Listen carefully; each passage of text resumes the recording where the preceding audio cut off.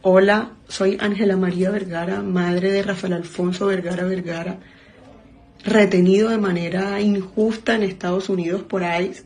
Lleva 18 días encarcelado, encadenado, en unas condiciones inhumanas.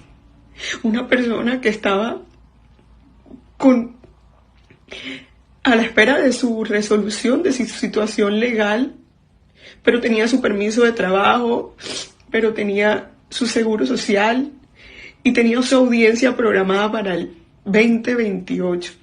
Un joven que siquiera tiene una infracción de tránsito, pero que él, y al igual de muchos colombianos, están viviendo un martirio, que no han podido regresar a su país, que necesitan la intervención urgente del Estado. Es por eso que hoy, como madre, les pido ayuda.